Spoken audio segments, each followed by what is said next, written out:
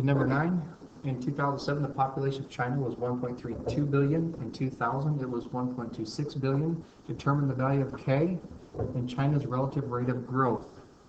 So first thing we're going to do is we're going to fit this into our exponential growth pattern. So we know that any function in terms of time is equal to your start at value times e to the, since it's growth, it's a positive kt. Now f at t in this is the population of China after a certain amount of time. A is your original population of China. K is going to be this continuous rate of growth, and t is your time. So what we know is that we reach a population of 1.32 billion after we start off with a population of 1.26 billion. So what I'm doing is I'm identifying the information they gave me. This is the start at value in 2000. After 7 years, our population is 1.32. So here's the population we have after 7 years. Here's our start at population. E to the k, we're going to find k. And the amount of time it took to reach 1.32 billion was 7 years later. So now we're going to go through the process of solving this for k. So we want to undo this with our gem dots that we've been practicing. So we want to undo multiplying by 1.26. So we have a 1.32 divided by 1.26. That gets rid of that. Now we got e to the, I'm just going to like the 7k better. To undo and base e exponential, we do a natural log of both sides. So it's a natural log of 1.32 all over 1.26 equals a natural log of e to the 7k. And then the natural log of e reduces, so we got the natural log of 1.32 divided by 1.26 has to equal 7 times k. And then to get k by itself, we take the natural log of 1.32 and 1.26 divided by 7.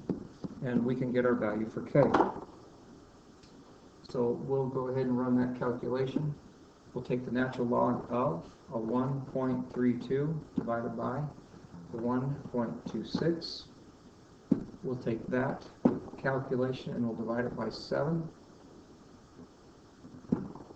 And what that gives us is the growth factor for China. So China's growth factor is approximately, continuous rate of growth is 0.0066. Okay, now that's the constant that can't change. We're going to use that in part B. So we just finished part A.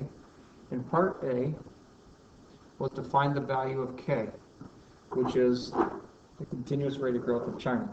The next follow-up question in part B, they ask you, in what year is China's population expected to reach 1.5 billion? So we want our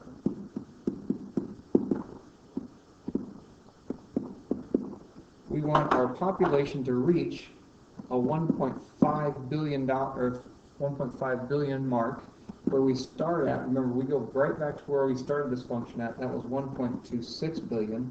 E to the, and now k we have established is 0.0066, and we're trying to find out how much time it will take to get there. So we're going to solve for t. So we're going to divide the 1.5 by 1.26. Then, like we did in class, I divided by 1.26, so now I want to get rid of the e. To get rid of the e, we take the natural log of 1.5 divided by 1.26. And now that we've gotten rid of that, we want to get rid of this 0.006, so we want to undo that multiplication with division.